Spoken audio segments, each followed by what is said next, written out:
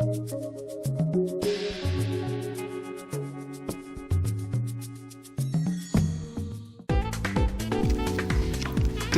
we're going to review Anol Aurora 2. Let's start. Here are the specs of Aurora 2.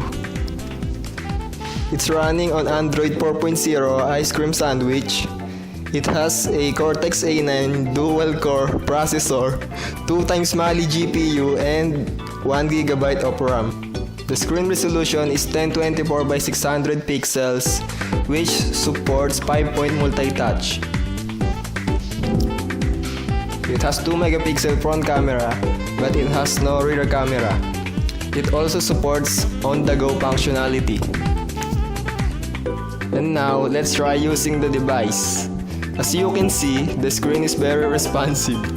Browsing the app drawer is smooth and it doesn't lag too much.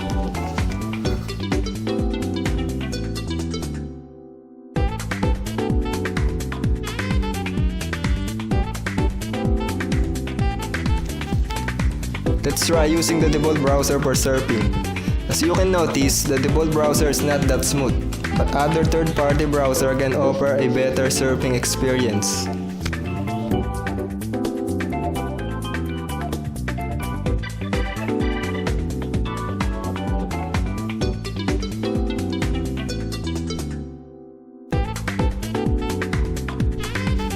And now, let's try some games.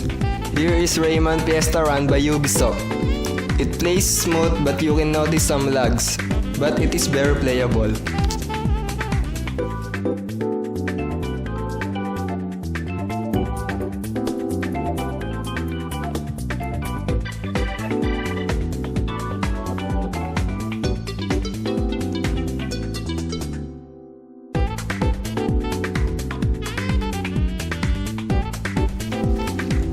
And now, let's try some more intensive games.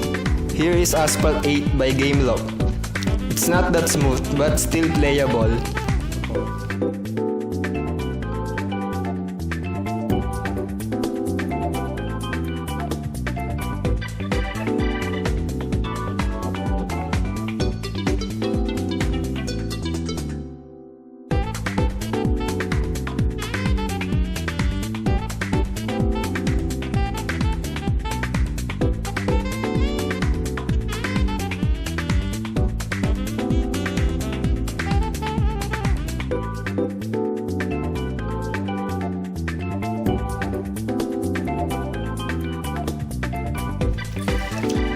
Let's try another 3D game called Riptide GP2. This game is very smooth on this device while offering a very nice graphics.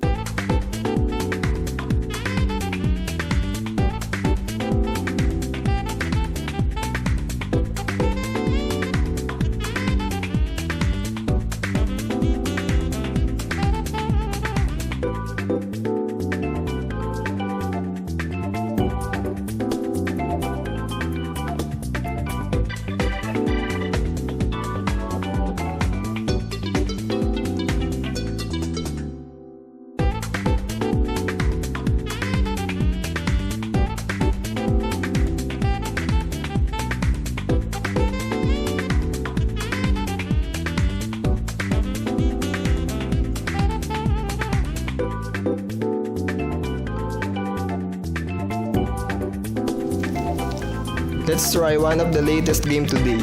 Here is GTA San Andreas by Rockstar. This is one of the most intensive games right now, but it is smooth and responsive on this device.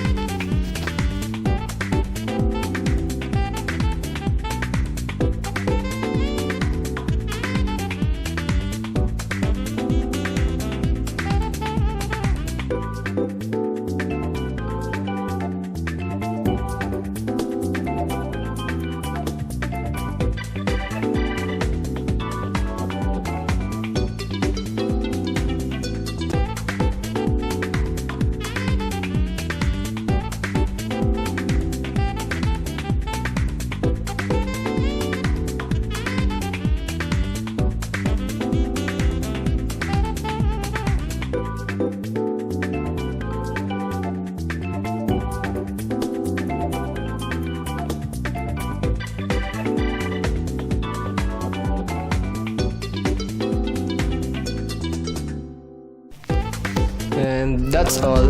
Thanks for watching.